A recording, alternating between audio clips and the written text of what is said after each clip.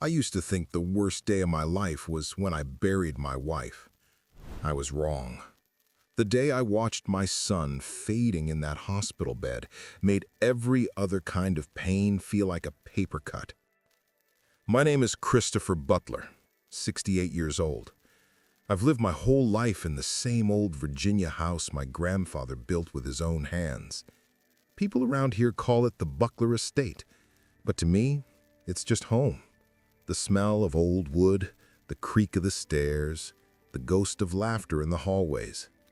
It's where my son, Matthew, learned to ride his bike, where his mother planted roses, and where silence now settles like dust on every surface. Matthew had always been strong, the kind of man who worked hard, kept his word, and smiled through storms.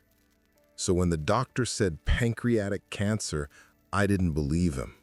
Not Matthew, not my boy. But the truth doesn't bend for prayers. Within weeks, he was thinner, quieter, but never bitter.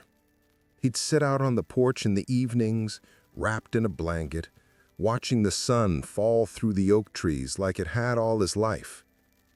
One evening, he asked me to sit with him. His voice was weak, but calm, steady as ever. "Dad," he said, "promise me something. Just protect the house. Keep it ours." I remember staring at him, his eyes tired but clear, and nodding before I could even think. "You don't have to worry about that," I told him. "This house will always be ours."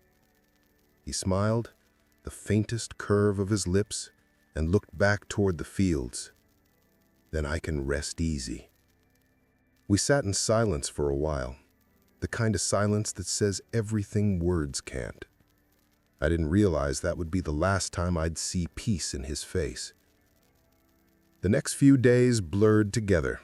The smell of antiseptic, the soft beep of monitors, nurses speaking in whispers. I slept in the chair beside him, afraid to close my eyes. Sometimes in those quiet hours, he'd wake up just to ask how the roses were doing outside. I'd tell him they were fine, even though I hadn't watered them in weeks. On his last night, he looked at me and said, "Dad, I fixed everything. Don't worry." I thought he was talking about his company, his bills, the ordinary things men like him cared about. I didn't understand what he meant until much later. After he passed, the world felt smaller. The house echoed too loudly. I kept expecting to hear his footsteps in the hall, his voice calling out from the porch. Instead, all I heard was the clock ticking in the empty kitchen. Grief does strange things to time. Days feel like months, and months disappear in a breath. 2 weeks slipped by before I realized I'd stopped answering calls. Then one morning, just before sunrise, the phone rang. I picked it up, still half asleep. A voice I knew, but colder than I'd ever heard it, cut through the static. "Christopher, it's Lauren, Matthew's wife." I sat up, heart pounding. "Lauren, is everything all right?" Her words came sharp, flat, like a knife pressed against glass. "He's gone, and there are things we need to talk about the house, the estate." Then she hung up. I stared at the phone for a long time, the silence pressing in again, heavier than before. Something in her tone told me this wasn't grief speaking. It was something else, something colder. And that was the moment I realized Matthew's promise wasn't about memory.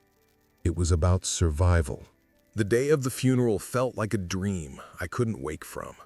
A quiet blur of faces, folded hands, and condolences that meant well, but carried no comfort.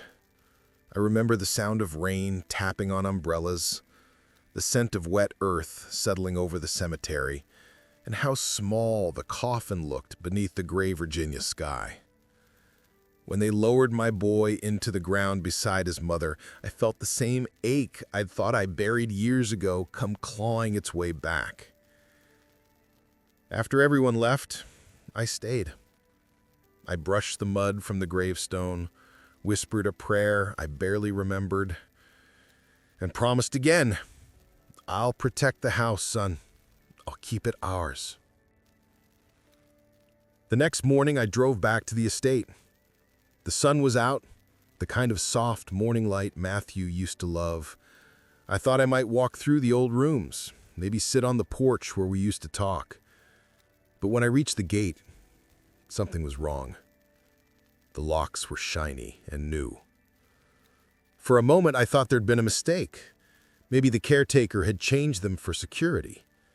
But then I saw her, Lauren, standing on the porch with her arms folded, a glass of something in her hand, and that same look of polished coldness she'd worn at the funeral. "Lauren," I called out. "Why are the locks different?"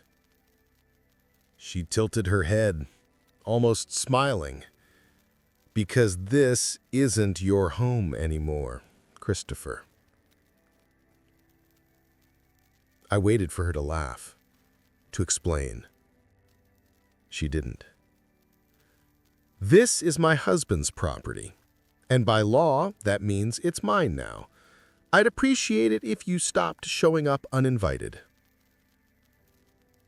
The words didn't even sound human to me, just hollow, practiced. I took a slow step forward, and she held up her hand. "Don't make this harder than it needs to be. Go live your life somewhere else. Matthew would have wanted peace." I almost believed that last part, if her voice hadn't cracked on his name. I looked past her into the doorway, where his old jacket still hung on the hook, where the chair by the fireplace was empty. I could smell the faint trace of his cologne mixed with cedar and ash. I wanted to tell her the house had been here long before her and would stand long after both of us were gone. But instead, I just nodded. "All right," I said quietly. "You'll get your peace." I walked away, my heart burning and hollow all at once. I didn't feel angry, just tired. Humiliation runs deeper than rage. It eats you from the inside. In my truck, I looked back once more. She was still on the porch, watching me leave. The woman my son had loved stood like a stranger guarding a tomb. Back home, a small rental I'd taken years ago after my wife's passing, I sat by the window with a photograph in my hands. It was of the three of us, me, my wife, and a boy with a baseball glove too big for his hand. I traced the edges of that picture until my fingers shook. Night came heavy and quiet. I didn't eat, didn't turn on the lights. I just sat in that silence, thinking of all the things I should have said. Then my phone buzzed on the table. Unknown number. I hesitated before opening it. One message. Just one sentence. "Your son left something behind. Don't let her take it." I stared at the screen, the glow lighting up my hands, my face, the walls. For the first time since Matthew died, my heart started to beat again, not from grief, but from something colder. Something was still unfinished. The message on my phone didn't let me sleep. I must have read it 50 times, trying to hear Matthew's voice between the words. Your son left something behind. But what? He hadn't owned much outside of the business in the house. Everything was tied up with Lauren. By morning, I knew where I had to go. Richmond was an hour's drive from the estate. I'd made the trip countless times with Matthew back when he first started his company, but this drive felt different, heavier. The trees blurred past my window, the radio silent. In the passenger seat, His photo sat propped against the dashboard like a compass pointing me forward. When I arrived at Gaines and Fellows, I almost turned around. The glass doors looked too clean, the lobby too quiet. But the receptionist recognized me at once. "Mr. Butler," she said softly, "Mr. Gaines is expecting you." Harold Gaines had been our family lawyer for over 20 years, a man who always looked one tie too tight, but who never once forgot a detail. He stood when I entered his office, his eyes kind but uncertain. "Christopher," he said, shaking my hand, "I was sorry to hear about Matthew." I nodded. "Thank you, Harold. I won't take much of your time. I just need to know what's going on with my son's estate." He exhaled slowly, motioning for me to sit. "I figured you'd come. Things have gotten complicated. Lauren changed the locks, told me the house is hers, but I got a message. Someone said Matthew left something behind." Harold's brow furrowed. He opened a file on his desk, thick with papers. "He did," he said. "2 weeks before he passed, Matthew made significant changes to his legal documents." The words hit me like cold air. What kind of changes? He leaned back, rubbing his chin. He revised his will, his property deed, even the trust linked to his accounts. But there's a problem. What kind of problem? Lauren filed for exclusive ownership of all shared assets before Matthew's passing was officially recorded. The court issued a temporary seal on the new documents until the claim is reviewed. I felt the room tilt. "So you're saying everything's locked up?" "For now, yes," he admitted. "But it's clear your son anticipated this. He knew how determined Lauren could be." I sat there, staring at the polished desk, the faint hum of the air conditioner filling the silence. 2 weeks before he died, that's what he meant when he said, "I fixed everything." Harold closed the file and looked at me over his glasses. "Christopher, your son was deliberate. He didn't leave anything to chance. Whatever's in those documents, he wanted you to find it." "Then why can't I see them?" "Because if Lauren's claim stands, the court could dismiss his final revisions. She's arguing he was too ill to make legal decisions." My chest tightened. I could picture her saying it, her voice smooth and self-assured. "He was sick, yes, but he wasn't confused. My son was sharper on his worst day than most people are on their best." Harold's mouth twitched into something that wasn't quite a smile. "I believe you, and I think Matthew believed you'd fight for him if it came to this." He reached into his drawer and pulled out a small, sealed envelope, the kind used for private correspondence. The handwriting on the front stopped my breath. "M.R. Butler, personal, confidential." Harold slid it across the desk. "Your son didn't just change the will, Mr. Butler. He changed who holds the deed." The words echoed in the stillness of that office, like a verdict waiting to be spoken. I drove back to the estate that afternoon, the envelope still sealed in my coat pocket. I hadn't opened it yet. I couldn't. There's a kind of fear that comes with hope, the fear that what's inside might change everything, or worse, confirm what you already know. When I reached the hill where the old oak trees stood, I pulled over and stepped out.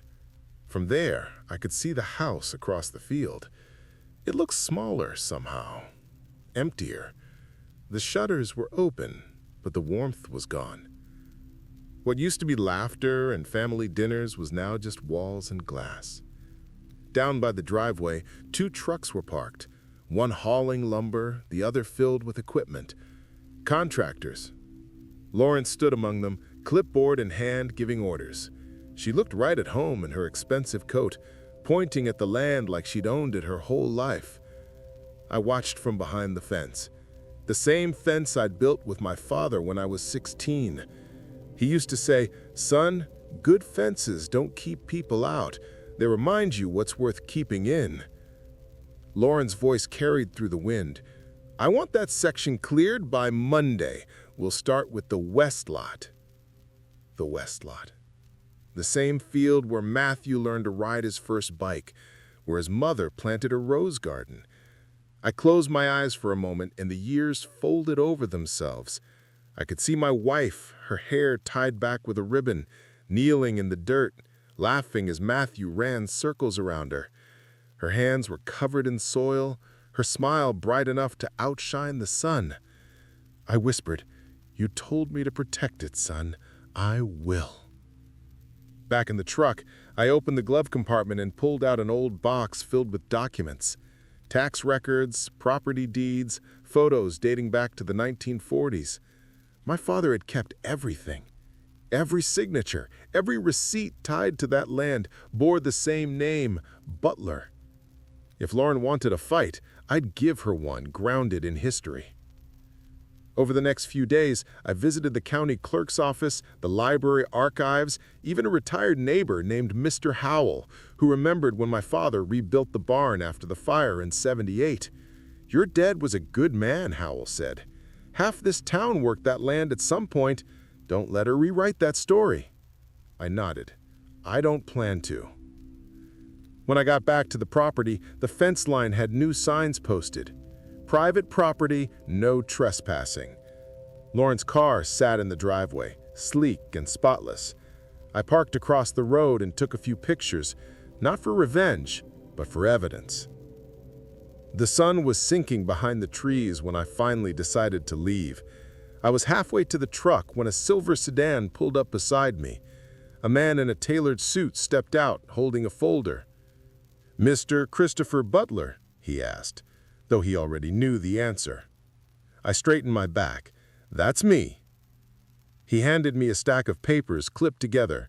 "This is a restraining order filed by Mrs. Lauren Butler. You are hereby prohibited from entering or approaching the property known as the Butler Estate."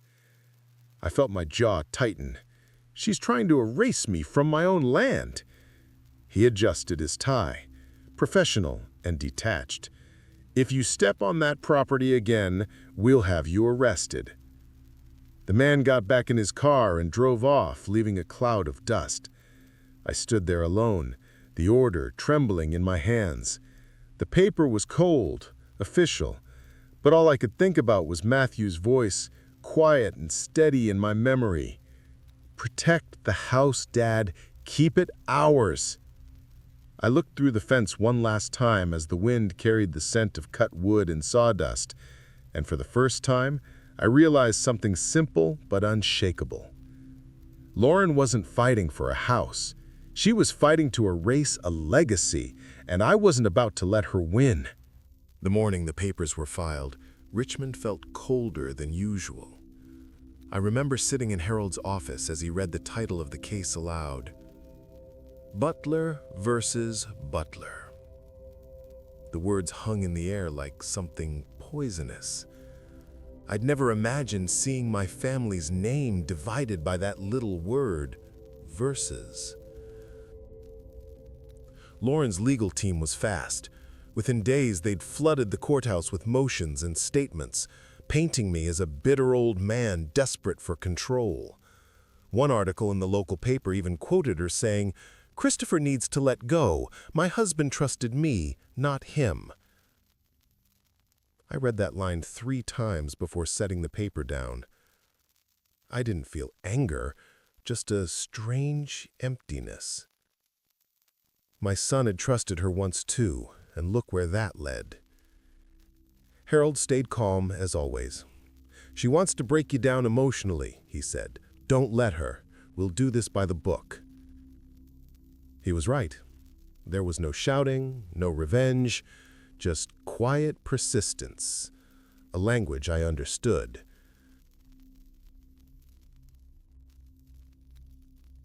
We began discovery, the legal stage where both sides exchanged documents. Lauren's attorneys demanded access to my communications with Matthew, claiming undue influence. They found nothing but birthday messages, reminders about the old tractor, and one email that read simply, "Love you, Dad." Meanwhile, Harold and his team dug deeper into Matthew's financial records. Each account led to another, like stepping stones across a river. And then, One of the associates called Harold late one afternoon with something strange.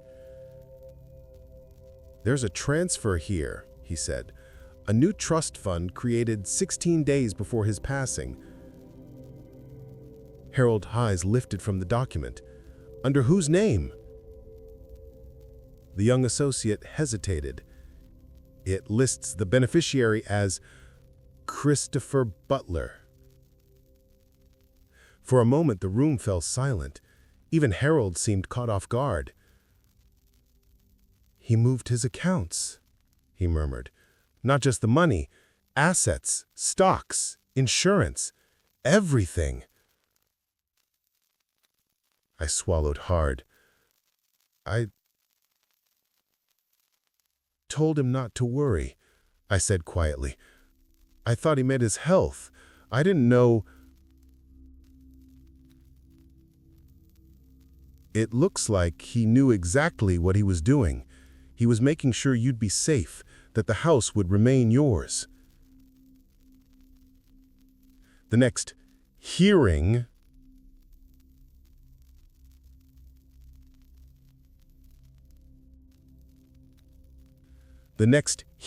was brutal. Lauren arrived in her sharp black coat, surrounded by attorneys who spoke for her while she smiled at the cameras. She whispered to one of them and glanced my way, laughing softly. During recess, she approached me in the hallway. "You really think you can win this, Christopher?" she asked, her perfume heavy and sharp. "You're wasting what's left of your time." I looked at her calm. "Time's something you can't buy, Lauren. That's why it matters." Her smirk faltered just for a second before she turned away. In the weeks that followed, the case crawled forward. Every night I'd go home, sit by the window, and read through the copies Harold gave me. Legal jargon I barely understood, but each line a thread that tied me back to my son. I started keeping his old pen on my desk, the one he used to sign his business papers. It reminded me that his hand, not hers, had written the truth.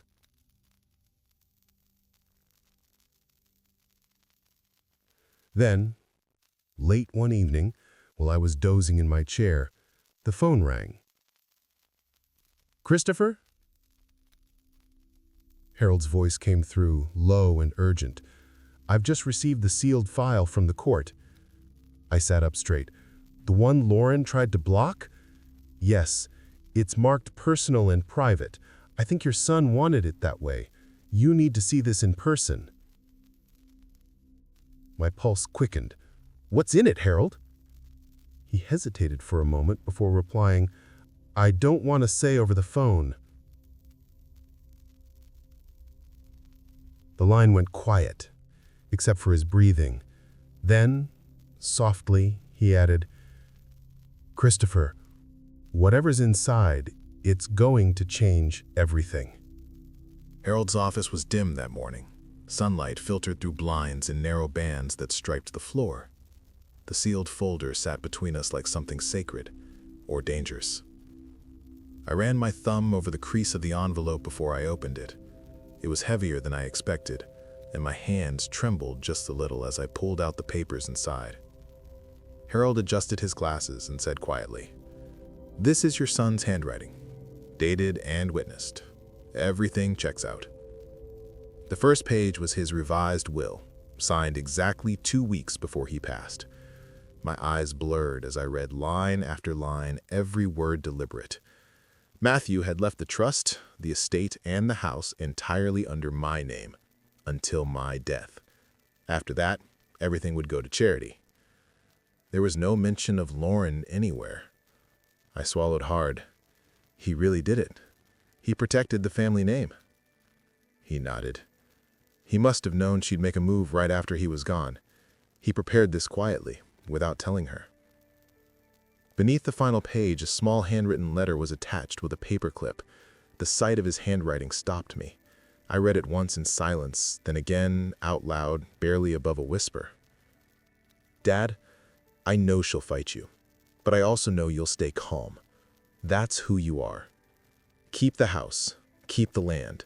Don't let it break you the way this sickness did me. Thank you for being my father." My throat tightened. I pressed the paper flat against the desk, afraid my tears would stain the ink. Harold turned away politely, giving me space. "You raised a good man," he said. I smiled faintly, the kind of smile that aches more than it comforts. He raised me in ways he never knew. For a long moment, neither of us spoke. The hum of the air conditioner, the soft rustle of the pages, that was all I heard. Finally, Harold broke the silence. "We'll present this in court. The signatures, the witnesses, the timestamps, all valid. But, Christopher, you should know." He hesitated, looking out the window. "Lauren's attorney filed a motion this morning. They're claiming the will is fraudulent, that Matthew was mentally unfit to sign anything in his final weeks." I stared at him, disbelief spreading like ice through my chest. Fraudulent? She's saying my son didn't know what he was doing? I'm afraid so. They'll use his illness as their weapon. I shook my head slowly. He wasn't confused, Harold. He was more focused in those last days than I've ever seen him. He knew exactly what needed to be done. I believe that, but in court, belief isn't enough. We'll need witnesses, the doctor, the notary, anyone who can confirm his state of mind. I looked down at the letter again, my son's words etched in careful ink. That's who you are. Calm, steady, unshakable. I could almost hear his voice, gentle but firm, guiding me through the storm he left behind. I folded the letter carefully and slipped it back into the folder. Then we'll fight the right way, I said quietly. We'll let the truth speak for itself. Harold nodded, closing the file. The hearing is set for next week. Be ready. This won't be easy. As I stepped outside, the light hit my face, warm but hollow. Across the street, the courthouse stood like an old sentinel waiting for another story of love turned into litigation. I gripped the folder to my chest and whispered, "You told me to protect it, son. I'm still trying." Behind me, the wind carried the faint sound of church bells, steady, distant, and final. The courtroom felt colder than any winter morning I'd ever known. Maybe it was the marble floors, maybe it was the weight of what hung in the air. Years of love and trust had turned into legal arguments and paperwork. The case name, Butler versus Butler, glared from the folder on the judge's bench like an open wound. Lauren sat across from me, polished and confident, her black suit perfectly tailored. She glanced up once, lips curved in that familiar smirk, the same one she'd worn the day she changed the locks. She whispered something to her attorney and laughed softly, the sound like glass cracking. When the judge entered, everyone stood. My knees ached, but I stood tall. This wasn't about pride. It was about keeping my word to my son. Lauren's lawyer, a man named Cole, started the proceedings with a smooth, practiced voice. Your Honor, this case is about manipulation, a dying man, emotionally vulnerable, persuaded by his elderly father to make last-minute changes while under medication. He turned toward me, his expression rehearsed sympathy. Mr. Butler may not have meant harm, but confusion at his age is understandable. A quiet murmur rippled through the courtroom. Harold rose slowly, his tone calm and deliberate. Your Honor, if we're speaking of confusion, let's look at the evidence. Time-stamped, notarized, and filed under legal supervision. He walked to the evidence table and opened a folder. This is the revised will, signed 2 weeks before Mr. Matthew Butler's passing, witnessed by his attorney and 2 neutral parties. He paused, letting the papers rustle in the silence. We also have his medical records confirming he was of sound mind. And one more thing. He clicked a remote, and the courtroom's small screen came to life. The video was short, just a few seconds. Matthew sat in a hospital room, pale but steady, his voice faint but clear. I'm aware of the changes I have made to my will. They are my decisions, no one else's. The sound of his voice broke something inside me. I stared down at my hands, gripping the wooden edge of the table until my knuckles turned white. When the video ended, Harold spoke again, softly this time. "That statement was recorded by hospital policy, Your Honor. No coercion, no confusion, just a man ensuring his family's home stayed where it belonged." Cole stood again, flustered. "We question the authenticity of that footage." The judge raised a hand. "Enough, Mr. Cole. The evidence speaks clearly." Lauren shifted in her seat, crossing her legs, her smirk faltering for the first time. Her attorney leaned in, whispering something, but she shook her head sharply. The judge removed his glasses, rubbing the bridge of his nose before turning toward me. His voice softened. "Mr. Butler, your son was a thoughtful man. You raised him well." I felt my throat close. I nodded once, unable to speak. Then the judge looked down at the files again, flipping through the pages slowly. The whole room seemed to hold its breath. Outside, thunder rolled in the distance, low and steady, like a drum beat. Finally, he looked up. His tone was firm, leaving no space for argument. "The evidence is clear. The documents are valid. The estate, including the Butler family property, legally belongs to Mr. Christopher Butler." For a heartbeat, no one moved. Then I saw it, the color draining from Lauren's face. Her hand froze midair, clutching the edge of the table. The smirk was gone. Harold placed a steady hand on my shoulder. He whispered, "It's over, Christopher." But deep down, I knew it wasn't over. Not really. Because winning in court doesn't bring peace. It just exposes who people really are. And I still had one promise left to keep. It took weeks for the final paperwork to clear. Court orders, signatures, notarizations. A mountain of details that all ended with one quiet truth. The house was mine again. But when Harold handed me the keys, I didn't feel triumphant. I just held them in my palm, cold and heavy, as if they carried every voice that had ever echoed inside those walls. I waited until evening to go back. The drive through the Virginia countryside was long and quiet, the kind of drive where memories ride shotgun. The same road I'd taken to bring Matthew home from college. The same one where my wife and I used to stop for pie at the diner that's now long gone. When the estate finally came into view, it didn't look the same. But then again, neither did I. The house stood proud against the fading light, its white paint worn by time, its windows catching the last gold of the sun. For a moment, I just sat there in the truck, listening to the wind move through the trees. Then I stepped out. Gravel crunched under my boots as I walked to the front steps. The key slid into the lock like it never left. The door creaked open, and the smell hit me. Wood polish, old paper, and something faintly floral. My wife's perfume, maybe, carried by memory.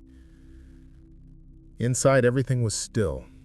Dust motes drifted in the light, the same kind that used to fall on Matthew's toys scattered across the floor. The piano was there, its lid closed, but the bench slightly crooked, like someone had just played. I walked slowly down the hallway, fingertips tracing the worn wallpaper. Every scratch, every mark had a story. There, the dent Matthew made when he kicked his first ball inside the house.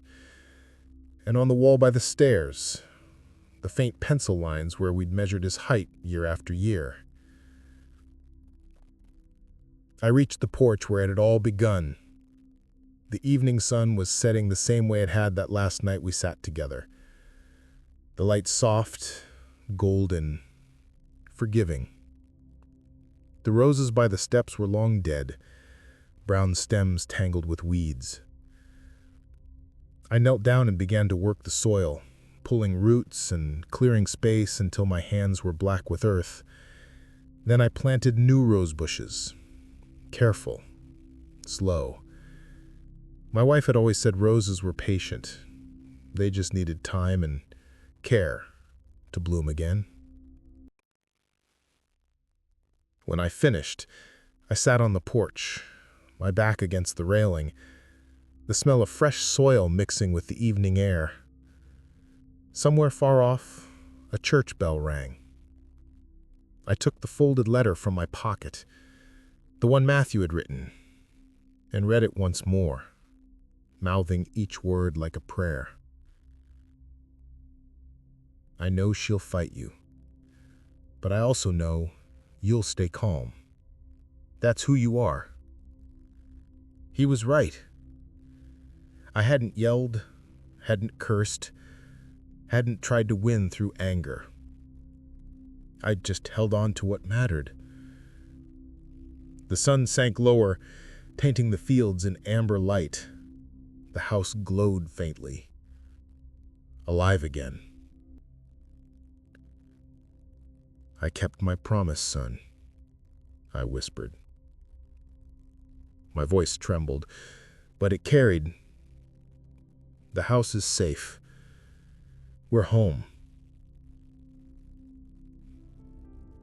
I closed my eyes for a moment, letting the breeze move through the railings. For the first time in years, I felt something like peace. When I opened them again, the light had turned soft and gray, the day fading into dusk. I looked out over the land that had held 3 generations of butlers and smiled faintly. He had changed the papers, yes, but sitting there, watching the roses sway in the wind, I realized the truth that mattered most. He changed the papers. But what he really changed was me.